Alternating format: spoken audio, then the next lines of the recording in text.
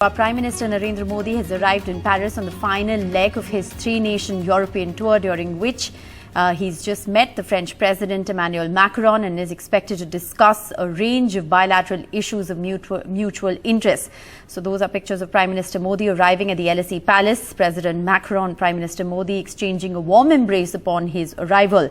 As the Prime Minister landed in Paris, he tweeted to say that France is one of India's strongest partners, with our nations cooperating in diverse areas. So that was what Prime Minister put out on Twitter. Prime Minister Modi is among the first few world leaders to meet President Macron after his re-election last week.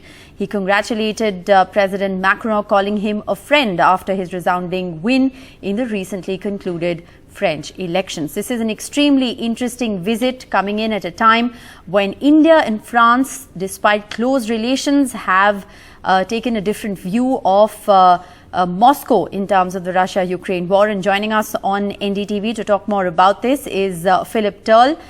He is the International Affairs Editor of France 24. Thanks very much, Philip, for being with us on NDTV. It's a very crucial bilateral that is being held at a very critical time.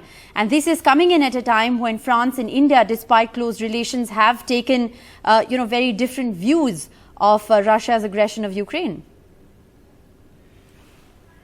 Well, that's true, and I think the two leaders who are about to go and dine together before Narendra Modi goes back to the airport to fly back to Delhi on this very brief visit to Paris are certainly going to discuss the situation in Ukraine. I think what President Macron is going to do is to try to convey to the Indian Prime Minister that Europe is hoping it will make a much more decisive decision to criticize Vladimir Putin over his invasion of Ukraine. And I think what President Macron would also like to do is to say to India, look, there are other ways out of this. We know you're in a difficult position as far as your relationship with Russia is concerned. You have a lot to lose, but we would like to offer you solutions. We would like to offer you a way out. We don't want India, we don't want Asia to be isolated and to be cut off from the rest of the world as a result of what is going on in Ukraine and with its relationship with Russia. So listen to us. We'll offer you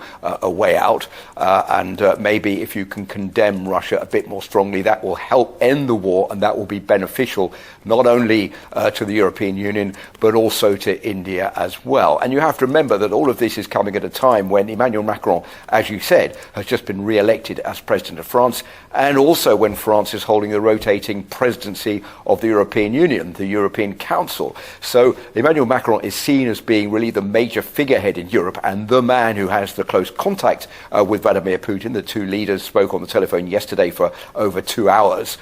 So I think there is definitely growing pressure on the Indian Prime Minister to be a bit more critical of Vladimir Putin. Whether or not he will budge on that, well, that remains to be seen.